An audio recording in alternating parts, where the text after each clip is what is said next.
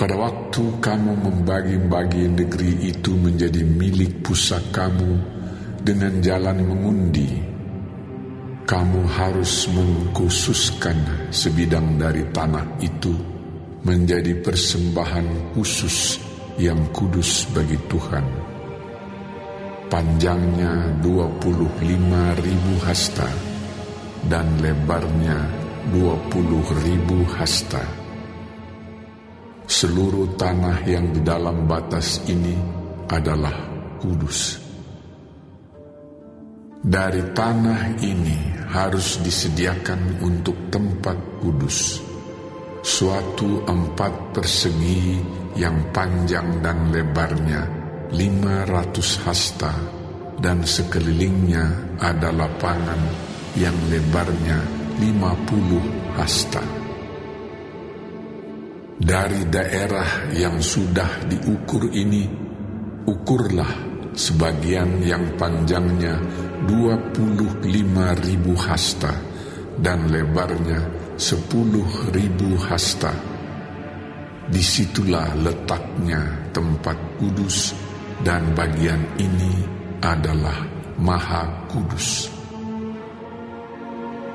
Ini adalah bagian yang kudus dari tanah itu dan menjadi tempat bagi imam-imam yang menyelenggarakan kebaktian di tempat kudus, yang datang mendekat untuk melayani Tuhan. Itulah tempat perumahan mereka dan menjadi daerah kudus untuk tempat kudus. Yang 25.000 hasta panjangnya dan 10.000 hasta lebarnya harus menjadi milik orang-orang Lewi yang mendapat tugas pelayanan dalam bait suci. Itulah kota-kotanya, tempat tinggal mereka.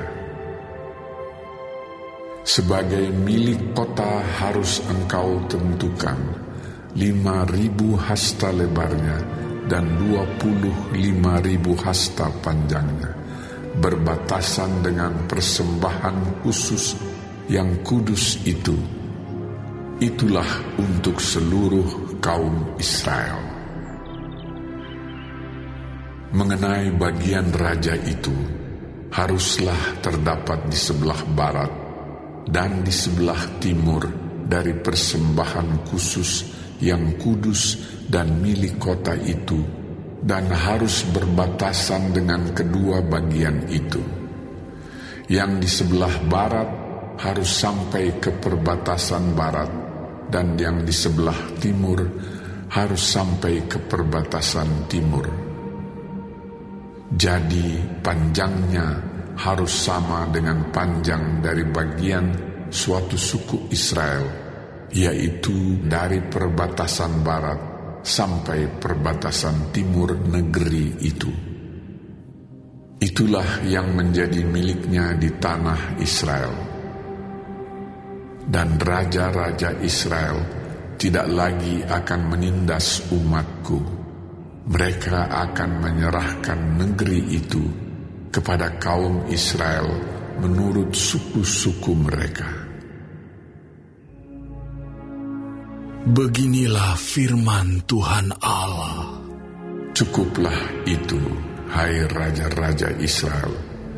Jauhkanlah kekerasan dan aniaya, tetapi lakukanlah keadilan dan kebenaran.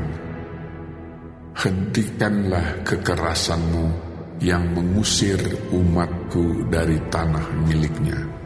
Demikianlah firman Tuhan Allah. Neraca yang betul, efa yang betul, dan bat yang betullah patut ada padamu.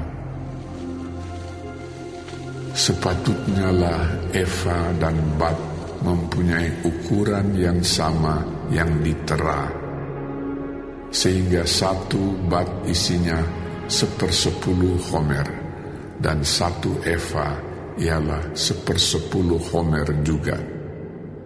Jadi menurut homerlah ukuran-ukuran itu ditera. Bagi kamu, 1 sikal sepatutnya sama dengan 20 gera, 5 sikal, ya 5 sikal, dan 10 sikal, ya 10 sikal, dan 50 sikal adalah 1 mina. Inilah persembahan khusus yang kamu harus persembahkan. 1/6 eva dari sehomer gandum dan 1/6 eva dari sehomer jelai. Tentang ketetapan mengenai minyak, 1/10 bat dari 1 kor. 1 kor adalah sama dengan 10 bat. Seekor anak domba dari setiap 200 ekor milik sesuatu kaum keluarga Israel. Semuanya itu untuk korban sajian, korban bakaran, dan korban keselamatan untuk mengadakan pendamaian bagi mereka. Demikianlah firman Tuhan Allah. Seluruh penduduk negeri harus mempersembahkan persembahan khusus ini kepada raja di Israel. Dan rajalah yang bertanggung jawab mengenai korban bakaran, korban sajian, korban curahan pada hari-hari raya, bulan-bulan baru, hari-hari Sabat, dan pada setiap perayaan kaum Israel. Ialah yang akan mengolah korban penghapus dosa, korban sajian, korban bakaran, dan korban keselamatan untuk mengadakan pendamaian bagi kaum Israel. Beginilah firman Tuhan Allah.